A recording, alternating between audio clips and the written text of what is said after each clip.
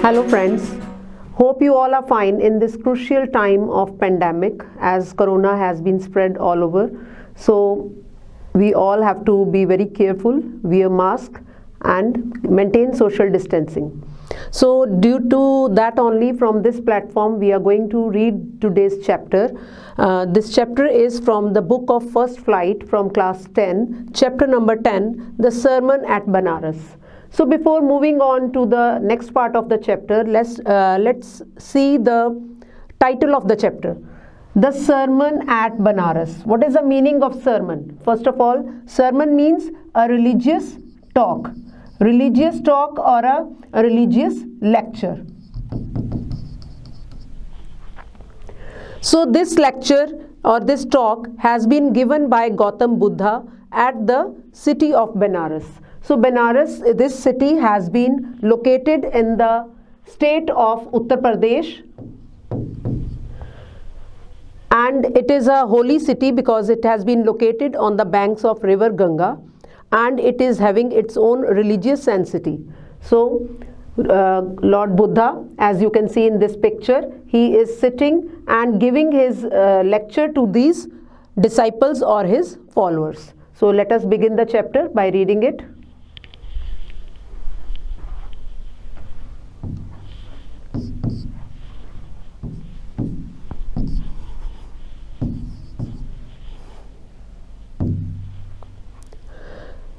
So this chapter has been taken from the sources of Betty Renshaw, Values and Voices, a College Reader, 1975. So this collection from where this chapter has been taken, this is the sources of Betty Renshaw. Betty Louise Renshaw Barber was born in Shannon, Mississippi on September 3, 1927 to PC and Lillian Renshaw. She died on September 3, 2013. So this is about the author. So some difficult words are also there which I have taken from the chapter, and during the chapter reading also we will read them side by side.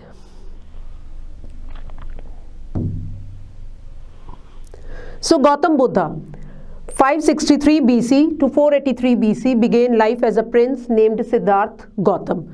So in the beginning itself, Gautam Buddha, he was not the Buddha, and first of all he took birth in a royal family, in a kingly family, and his name was Siddhartha Gautam in the northern India. So 563 BC to 483 BC. BC means before Christ. So means his birth or any activity or anything which took place before the birth of Christ. So that is called BC. So as we know, our calendar has been divided into two parts, BC and AD. So BC means before Christ and AD means after death.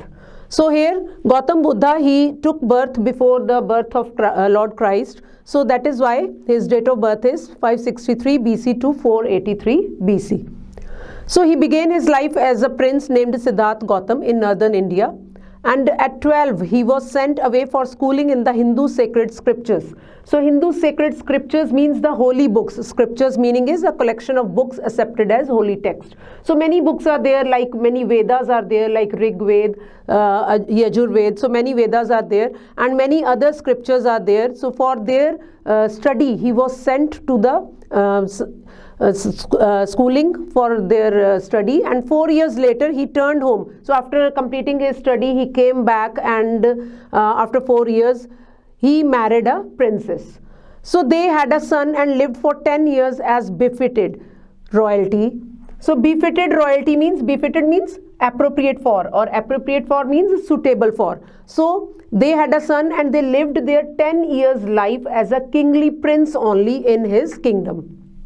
After that, at about the age of 25, the prince, heretofore shielded from the sufferings of the world, while out hunting, chanced upon a sick man, then an aged man, and then is a funeral procession, and finally a monk begging for alms. So after that we saw that at the age of 25, when one day by chance he went out for hunting and he came across a sick man.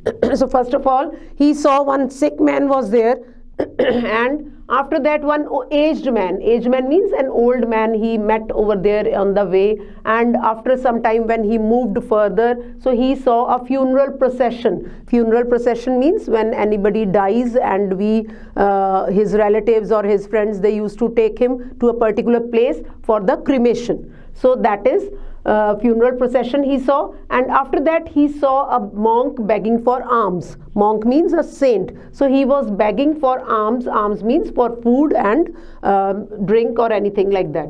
So these sights so moved him that he at once went out into the world to seek an enlightenment concerning the sorrows he had witnessed. So after watching these scenes, these 4 scenes, they bring a great change in his life.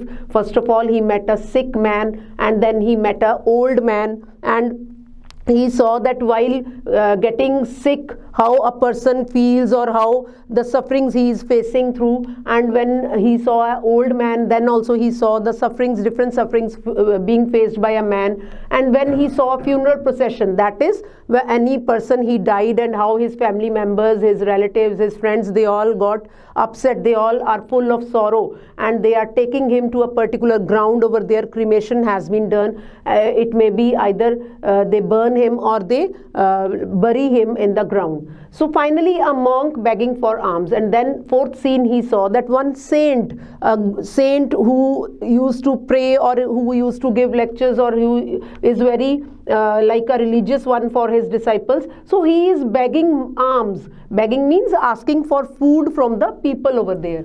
So these sights so moved him that he at once went out into the world to seek enlightenment. Sights means these scenes. So these scenes, all the 4 scenes, they brought a big change, and he went out to seek, to find enlightenment. Enlightenment means a state of high spiritual knowledge. So he went out in the search of high spiritual knowledge about all these things that concerning the sorrows he had witnessed. So all these sorrows, we have seen that all are the sorrowful things which he has seen. So he went out, he left his kingly life, he left his wife, his son, everything he left, and he went out to search out that what is the reason for these sorrows.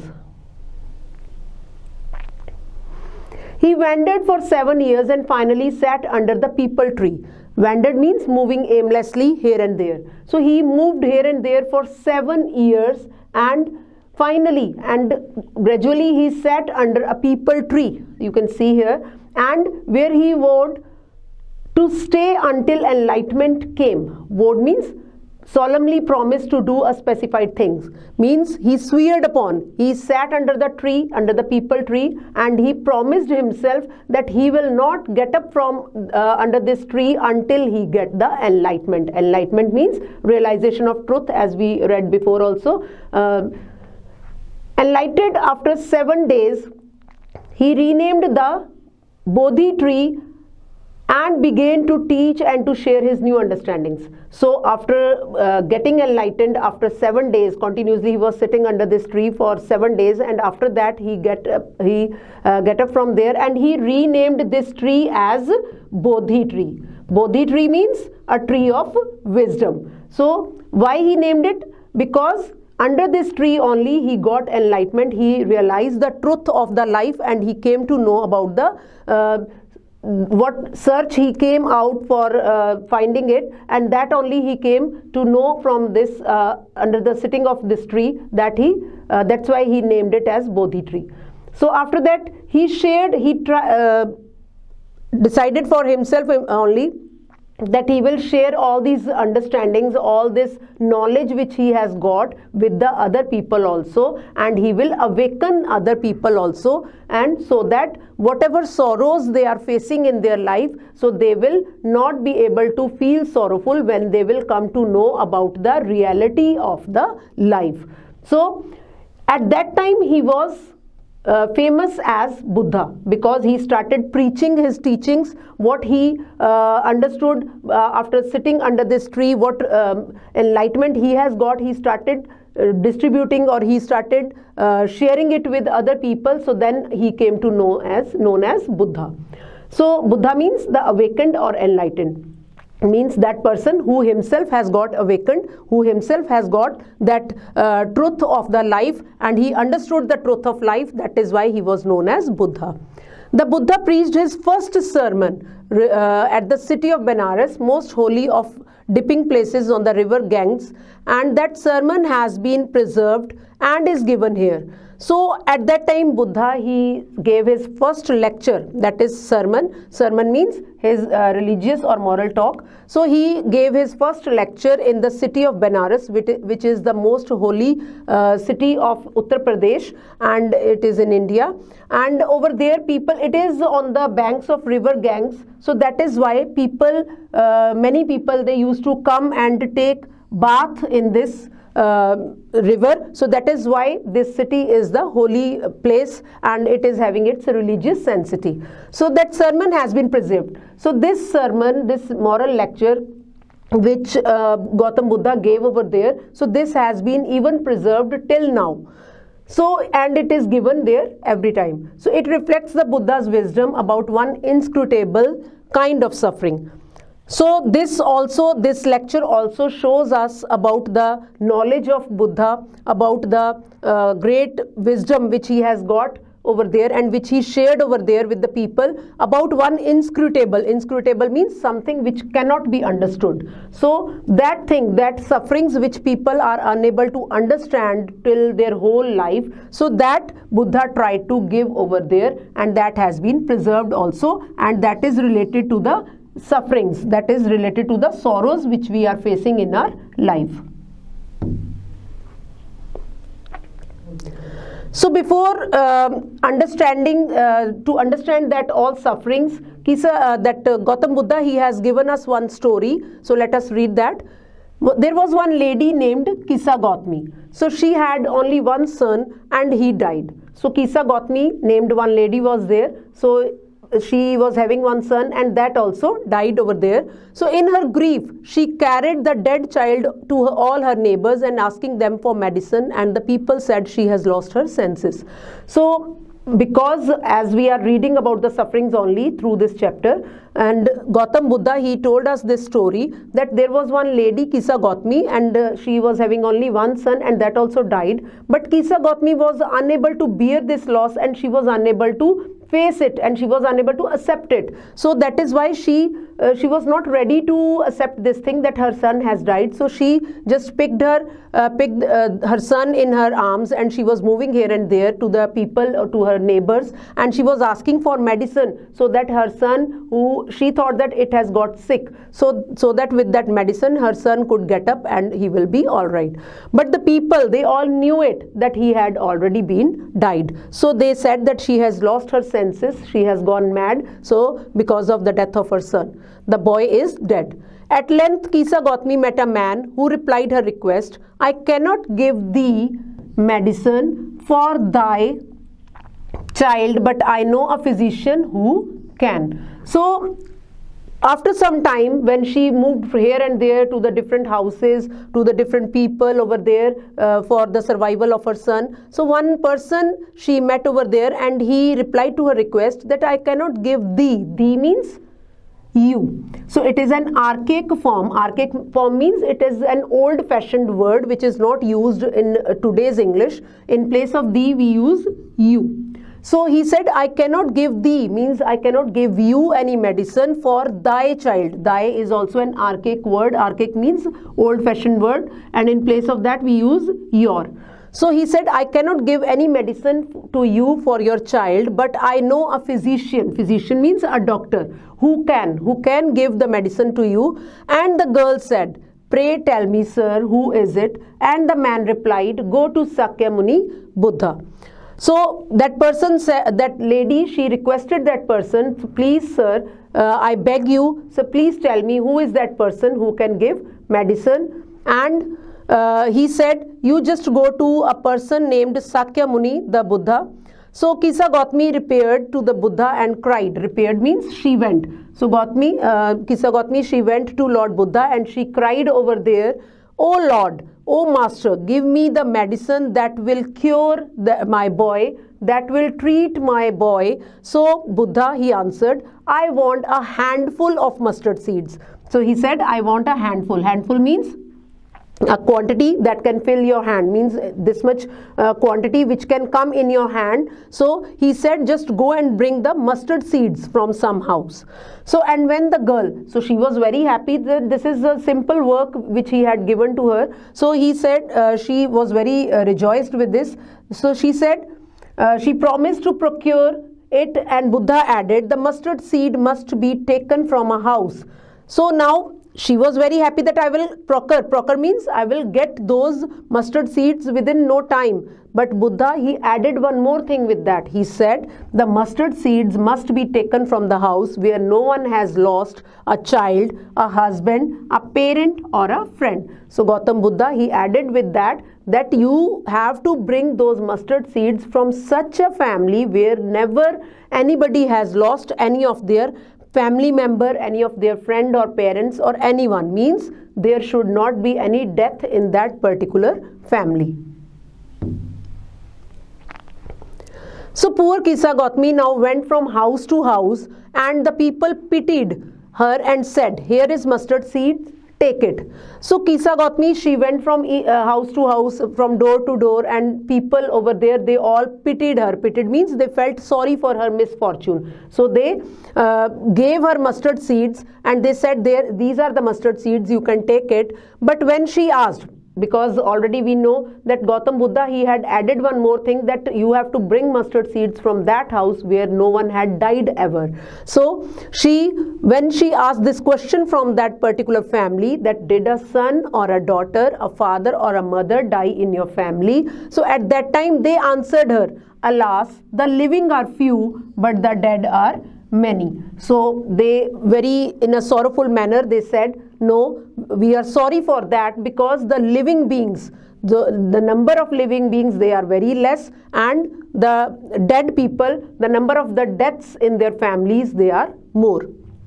Do not remind us our deepest grief. So they even said that don't ask such type of questions by which our sorrows, our sadness could be reminded. So they said, don't remind us our deepest grief, don't remind us our sorrowful moments. And there was no house, but some beloved one had died in it. So she went from house to house, but she didn't find any house where anybody had not died. So Kisa Gautami became weary and hopeless and sat down at the wayside, watching the lights of the city as they flickered up and were extinguished again. So now Kisa Gautami, because she went from house to house, so she got very weary. Weary means she got tired and hopeless. Now no hope was there, because from any house she didn't get this answer that no one has died. So she was so tired and hopeless. Now she sat down the wayside. Wayside means on the roadside. She sat down over there, watching the lights of the city. So at the far she saw the city houses were there, and from those houses lights were reflecting. So they were flickering. Flickering means shone unsteadily. So they were shining unsteadily up and were extinguished. And extinguished means caused to end shining. So means she was watching at the houses at the distance, and in those houses lights were shining, but they were flickering. Means they were shining unsteadily, means not in the proper manner, and after some time they extinguished, they went off. So now at last the darkness of the night reigned everywhere. So after some time what happened? Everywhere the darkness prevailed. Means reigned means it was ruled everywhere, it was spread everywhere, because the lights they have went off. So that is why the darkness was prevailed everywhere. So and she considered the fate of men, that their lives flicker up and are extinguished again. So she understood that thing at that time, that the fate of man, that is the destiny of man also is in the same manner, that their lives flicker up, their life is flickering. Flickering means it is not steady, it is sometimes it is on and off in that manner, and after sometimes it is extinguished, it turned off. And she thought to herself, how selfish am I in my grief. So she understood that truth at that time by comparing it with those lights, that how selfish, how mean I am just thinking about myself only when I have been surrounded with this grief, with this sorrow of the death of my son. So I am thinking about myself only. So today I understand that death is common to all. Death is common to all means that one or the other day everyone has to die. Yet in this valley of desolation, there is a path that leads him to immortality, who has surrendered all selfishness. So she understood this truth also, that in this valley means that particular area of desolation. Desolation means great unhappiness, means that particular area of unhappiness, there is a path that leads him to immortality. Immortality means ability to live forever, or those who never die, those who are eternal. So she said that death is common to all, but in this particular area, that area is our lives, human life. So she said, in the human lives, there is sorrows are there every time, and but from these sorrows, how we will come out, there is one path, there is one way to come out of those sorrows, and that is that will lead us to immortality, that will take us to immortality, that is to the ability to live forever, who has surrendered all selfishness. Means that person who has left his all meanness, his thinking about himself only, or whenever doing any work we are thinking about ourselves only, we are considering about our profits only. So that things, if we leave all those things, then only we will gain immortality, then only we will live forever in the hearts of the people, and this is the only way to live forever, that is to leave all the selfishness.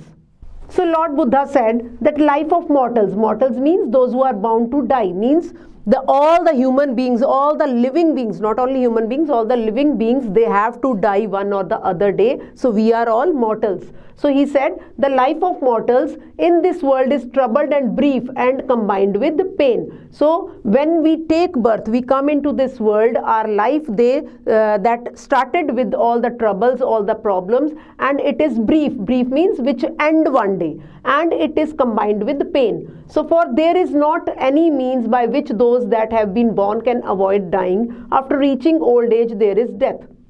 So he said there is no any particular means means there is no any particular way out by which those who born, though all the living beings, whether they are the animals or human beings or anything which thing which is having life, so all those things, those who take birth, they cannot avoid dying. So they cannot get away from the death. One or the other day, all have to die after reaching old age. So we have seen that first of all we are very small, and then we little bit grow, and then little bit more, and in this way, this is the stages of the human life. In this way, he said, after getting into the old age, everybody has to die. Of such a nature are living beings. That is the nature of the human beings. So one, after getting into old age, first of all, small age, birth, first birth is there, then small age, and after that slowly young age, and then we go into the old age, and then ultimately we have to die. So that is the nature of the human being. So he gave one example, as ripe fruits are early in danger of falling, so mortals when born are always in danger of death. So he said, as we see, one tree is there, and on that tree many fruits are there. So when those fruits, they got ripened, so when they have enjoyed their full life, after that they naturally they have to fall down. And the same way all the mortals means we living beings, when we have taken birth, ultimately we have to die. So one more example he gave, and all the earthen vessels made by the potter end in being broken. So he said that all the earthen vessels means which are made up of mud or soil. So he said potter, he used to make those vessels, utensils, and that is being broken, those utensils, because they are made up of mud, and one day naturally they have to being broken. So that is the end of that vessel. In the same way, he says that is the same life of mortals also, all the living beings, because they have taken birth, so they have to die also. Both young and adult, both those who are fools and those who are wise, and all fall into the power of death, all are subject to death. So he said, maybe whether it is a young person, old person, or those who are fools, foolish people, or even the wise. So nobody can be escaped from the grips of the death. So all will have to fall into the power of death. Everybody has to die one day. All are subject to death. Of those who overcome by death depart from life, a father cannot save his son. So when a death comes to a particular person, whether his father, when he is departing from the life, whether his father is there, a son is going to die, so at that time father cannot save him, and nor kinsmen. Kinsmen means all the relatives of that particular human being. When a particular human being is dying, so nobody can save him, whether his relatives, his parents, his mother, father, no one can save him. So mark, while relatives are looking on and lamenting deeply, one by one mortals are carried off like an ox that is led to the slaughter. So he said, O Lord, that when any person is in the grips of death, at that time the relatives, they are looking at him, they are sorrowful, they are just looking, but they can't do anything, they can't escape him from that death. It looks like as if those mortals means those who are bound to die, so they are being taken like an ox to the slaughter. Slaughter means to being cut off. So it looks like as if those mortal, that particular human being or that particular living being is taken as a ox has been taken for the slaughter, for to cut off. So the world is afflicted. Afflicted means affected by, with death and decay. Decay means rot. So he said this world is fully affected with all the deaths and the rots, that is destruction. Therefore the wise do not grieve. So all the intelligent people, it is not intelligent means by knowledge we are intelligent. So those people, those who have understood this truth, they are the wise. So they will never grieve, they will never feel upset knowing the terms of the world. So what are the terms? Terms means the rules or the regulations of this world, that is that those who take birth in this world, they have to die one or the other day. So he said those who are wise people, those who have understood this truth, they will always be happy, or they will never be sorrowful, they will never be affected by this truth, that whenever death will come to them, they will never be sorrowful, they will very happily they accept it. And he said that these terms, these rules of life, we should accept it, then only we will be happier in our life. So not from weeping, not from grieving will anyone obtain peace of mind. So by crying or by sobbing, we can't escape from the this death, and we have to obtain the peace of mind. On the contrary, his pain will be the greater and his body will suffer. So if those persons, those who don't accept this truth, they will just cry and continuously, what will happen? Their body and their soul will be affected with that, because when we cry continuously, naturally it will harm our body, it will harm our mind also. He will make himself sick and pale. So when we cry continuously, the person will get sick and pale, and yet the dead are not saved by this lamentation. So why crying? Can we save our the dead ones? No, it is not there. So there is no use of crying, there is no use of weeping. So he said that by crying we cannot save the dead ones, or we cannot save those who have gone away from us. He who seeks peace should draw out the arrow of lamentation and complaint and grief. So those who understood this truth, they will get the peace, and they will come out of this sorrow, and they will never complain, never grieve, they will never be sorrowful for these things. So he who has drawn out the arrow and has become composed will obtain peace of mind. So those who have understood this truth, they will naturally get the peace of mind, and who has overcome all sorrow will become free from sorrow and be blessed. So he said those who come out of this, naturally they will get peace of mind, and after that they will be free from sorrow and they will be blessed by God. So this is the main basis of the chapter of Sermon of Banaras given by Lord Buddha. Thank you and have a nice day.